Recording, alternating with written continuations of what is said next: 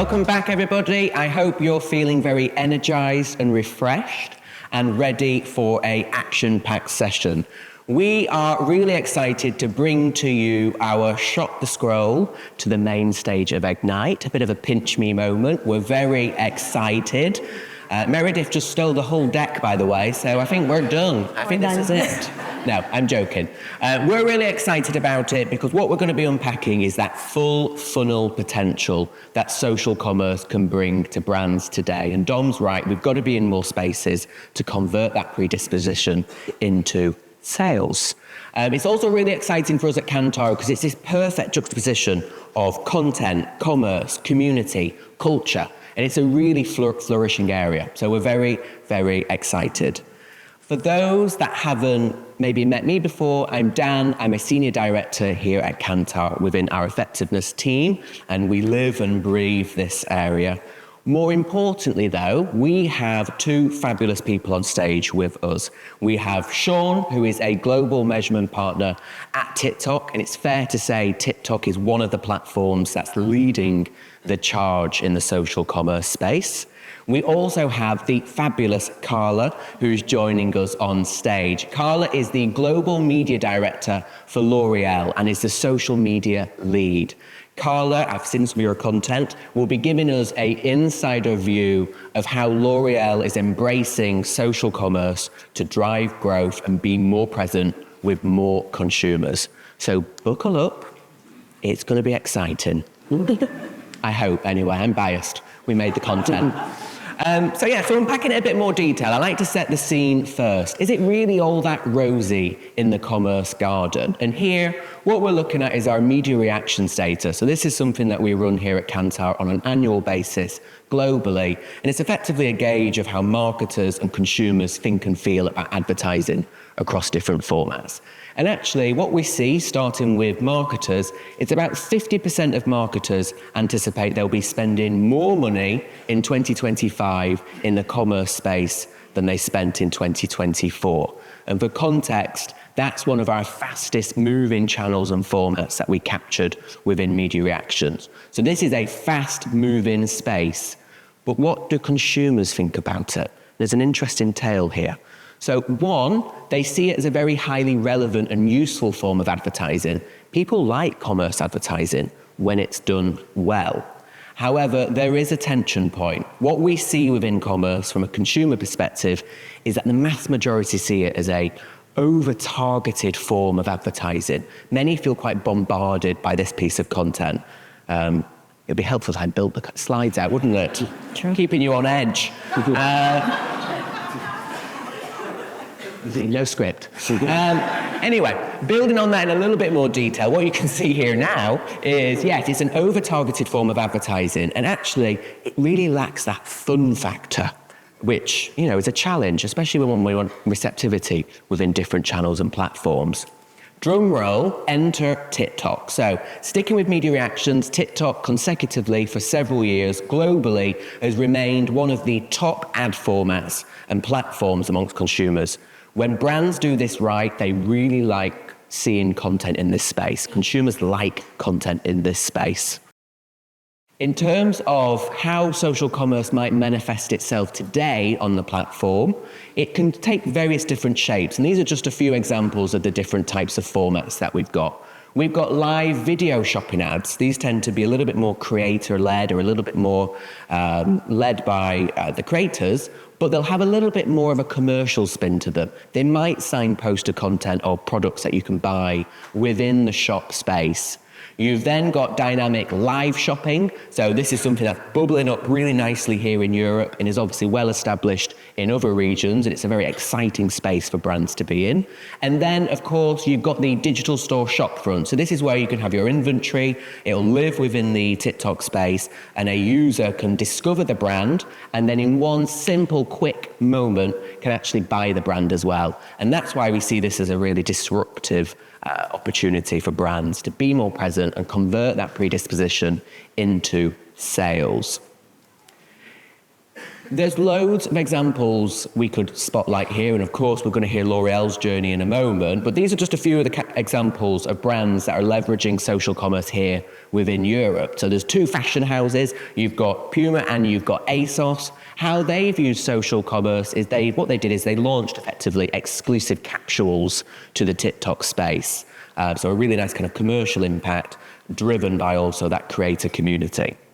We've also then got L'Oreal. This is a really interesting example, and it's a real intersection of that content, culture, and community we talked about mixed in with the commercials, because L'Oreal, just gone in the festive season, did a 24-day activation on the platform using a kind of an advent calendar motif, and this took various different shapes. It was the video shopping ads, it was the live dynamic shopping. I think we can see on here we've got Sam Ryder, who nearly won Eurovision, so close. Sorry. And not only that, but there was also in real life events as well, so it's a real multifaceted event and a real intersection of not just entertainment but also commercials as well. I'm not sure if we've got Lidl in the room, but this is also a really interesting example. So hot off the press, Lidl launched, or was one of the first grocers to launch live on TikTok Shop, and I think it's such an interesting example. I think it's very strategic, it was very intentional. I don't know if you saw it, but what they did is they launched an exclusive range of protein products. So they didn't try to launch every single product all at once. Instead, it was very considered and it was very strategic, tapping into that culture of health and wellness that's really flourishing on the TikTok platform. It also makes sense for the brand. The brand has been increasingly leaning into its fun side. We can see here an example of a form of advertising that ran during the Christmas season, where we've got Martine McCutcheon, and there's a few social media icons in here as well, like Charity Shop Sue. We've got somebody from the Traitors. We've also got Hunsnet.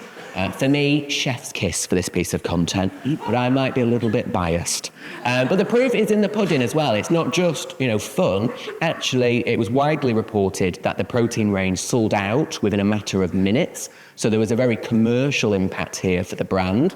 But not just that, what we've seen is this predisposition, this equity bubbling up. When we look at one of our data points that we've got here at Kantar, which is our daily equity syndicated tracking program, quite a sentence, that runs across various different categories, including groceries.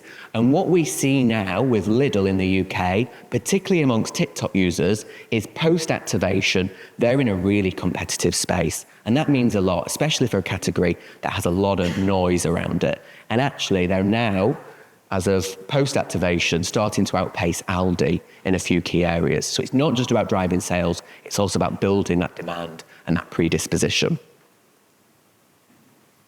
Cool. And at TikTok, we love to see these brands having success on the platform.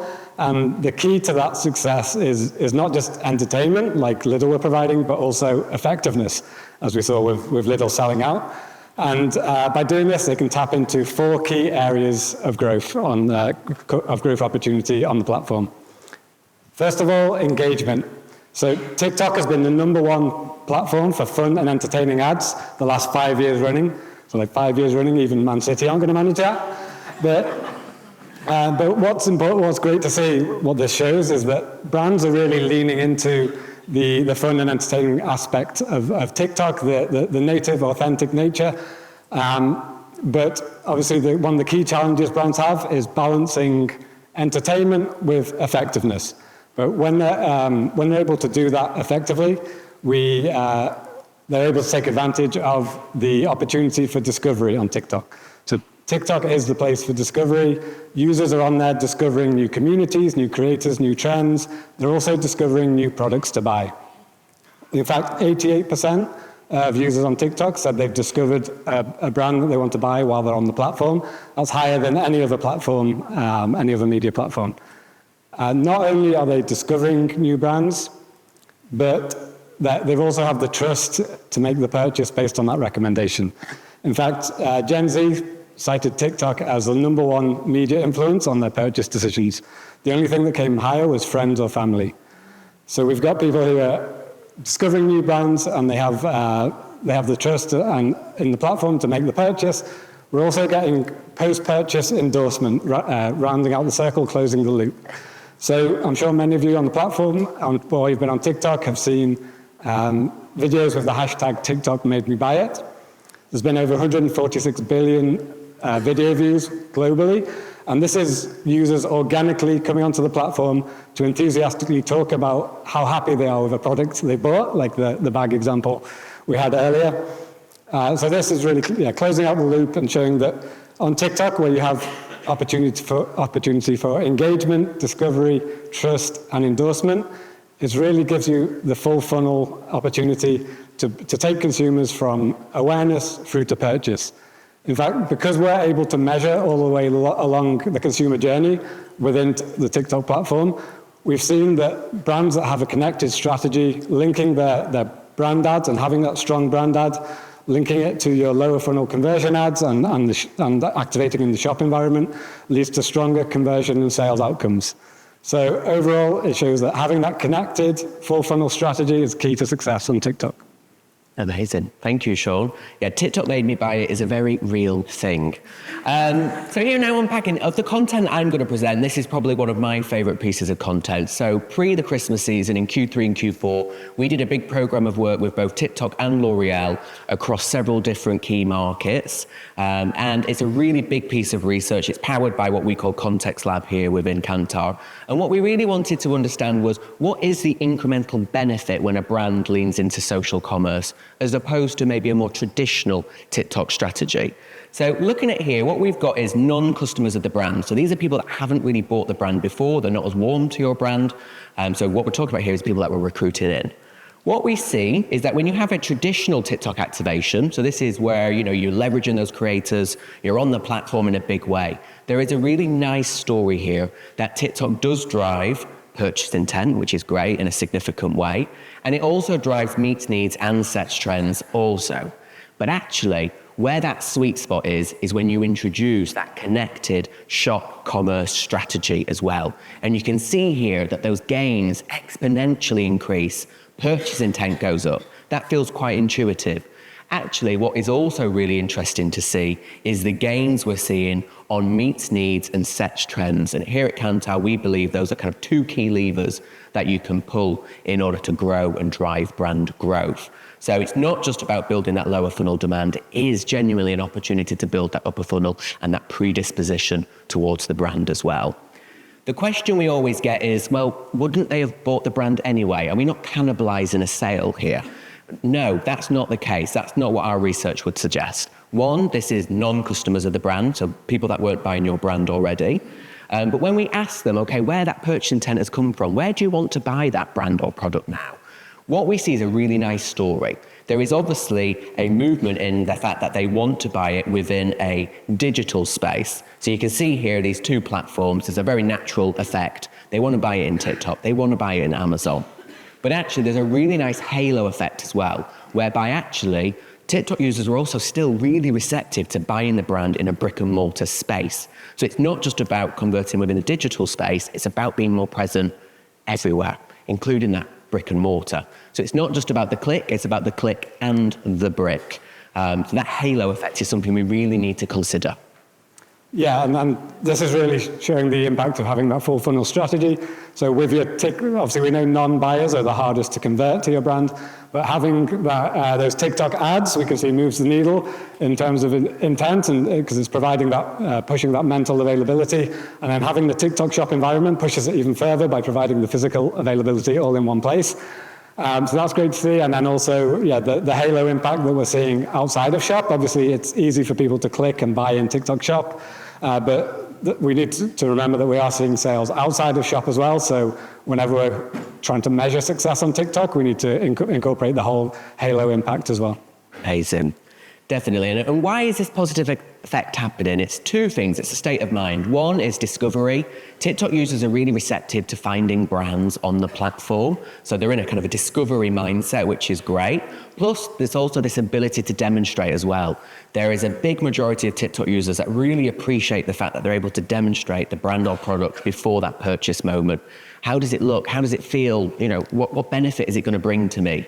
Often this is also leveraged by a trusted creator that also has a very authentic tone as well. Now, we were really lucky to host a social commerce masterclass just 2 weeks ago with both TikTok and L'Oreal. And looking at all of their best practice, looking at those 27 different activations we measured, what we did is we identified 5 key themes and guardrails for success. For the purpose of time, we're not going to unpack these, but I would really, really advocate that you catch up on that webinar. We'll signpost it at the end, but it's all about how do we have that full funnel, that connected synergy, that experimental mindset, and that's something that we're really excited for Carla to unpack for us now. So thank you, Carla. Thank you, Dan. So, Cécia, ce qui commence. So that is seize what it's starting. It's a L'Oreal mantra, and that's precisely how we are approaching TikTok Shop. Our journey started in Asia, where our teams have learned how to hack entertainment and shopping, capture our consumers in those key shopping moments, and even convert that mobile phone experience to out of phone. And then there is the US team, wherein oops, sorry, I think I clicked too much. There you go. So there is the US team that also started their journey. We have 4 active brands. And quite recently here in Europe, with the charge starting in the UK, slowly Spain is starting, and we're getting ready for the other markets to jump in.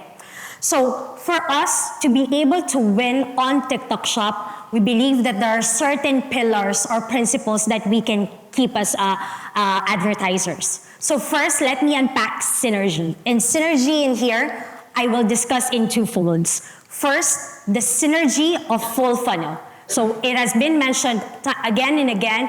Now, this is a full funnel consumer experience. That For You page is not only for engagement, for views, but now we are able to get that demand, capture that demand, and finally fulfill it in one ecosystem, delivering that seamless consumer experience. And what else do our consumers want? To not go out, but fulfill everything in one ecosystem. And then there is another recipe of synergy, wherein you have to make sure that all the teams are coming together. There is the cohesion of the internal and the external teams, from the brand team to the media team to the e-commerce team, however you are set up. It is super essential because there is a cadence and a reaction time on TikTok Shop to stay relevant. And since I am on home turf, I'm just gonna shout out to my UK team. I think I have some people here from our beloved UK team who has shown this, that it is true that if you put a community of experts all aim to win on TikTok Shop, you can do great executions, just like an example here on their super brand day. And then I want to touch on another point, which is, there you go, agility. So again, I'm gonna hit it in 2 parts, no? The agility of making sure that you have content. So this is a content play. And with our analysis, what we have learned is there is a very strong relationship between the number of content that you put in the platform and business results. And in fact, when you do this right, you are also able to drive efficiency because you are able to improve that ratio between media and GMV with the right amount of content. You have heard it earlier. The Reckitt team mentioned it. In a pharma, it's true for beauty. No, there is a sea of sameness, and we are talking about TikTok. So this is all about making sure that we have the trend moments, we understand our consumers, and we cut through. Otherwise, we drown in the sea of sameness. How to be a beauty brand in 2024. Start with step 1. Step 1 is makeup. Step 1 is do some morning skincare. A lot of moisturizer, But it is just as amazing as everyone says that it is. This is so trusted skin fix. Ingredients, check. niacinamide skincare with salicylic acid, hyaluronic acid, Clinical claims, check. Offering hydration. It even helps to improve the look of skin smoothness, firmness, and Spokesderm, gotta have it. It's an oil-free moisturizer. This one by Domaco has hyaluronic acid ceramized with lasting. And don't forget to get ready with me for a Saturday reset. when in doubt, just follow the trend. but So you get it, right? So there is a question of cut through.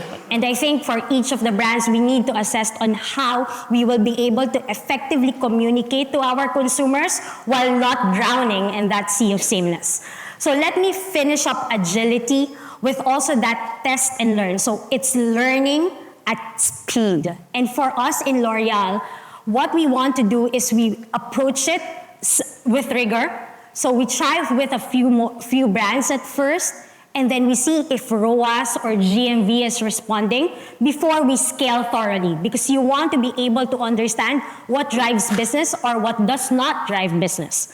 The second one is we have a learning agenda that is harmonized in such a way that it allows us to go try products or try formats with confidence across all markets. And finally, TikTok Shop is a performance media. So you don't just set up, leave it alone. In fact, you need to learn and look through the campaign how it is progressing. You need to think about look-back windows and see how that is relative to other e-commerce campaigns. So for L'Oreal, just to wrap up, that is to say we win on TikTok Shop because we think of it as a full funnel consumer experiences. You're breaking out the silos between upper funnel and the lower funnel. Second, that agility and connectivity within the teams and being able to respond as quickly as you can. And then unleashing content. Content not just with speed, but with speed, with the speed of culture. And finally, ensuring that you have a test and learn mindset, so when you scale, you are confident that you will have the right business results. Amazing. Thank you, Carla. I mean, there's so many big messages in there, and I think that kind of unleashing content at scale, that kind of content volume, but also quality is really key to break through that sea of same. I think, Marie, you've got a really nice saying on this, which is, are we making noise or are we making music? And I think that's where, in that instance, having that, combining that volume of content, but also the quality is really key. So we're going to wrap up now in terms of the Shop the Scrolls session. Here, if you follow the QR code, this will take you through to the Social Commerce Masterclass, where you can unpack in a lot more detail some amazing examples of the work from Carla's team within the L'Oreal community. And of course, if you would like to chat to us more about this, we will be in the Be More Present space out there near the lunchtime. And I believe also TikTok Shop are going to be on stage a little bit later. But I'll end with a big thank you. Thank you, Sean. Thank you, Carla, for joining us. It's been fabulous. And yeah, I hope the rest of your day is great. Thank you. Thank you.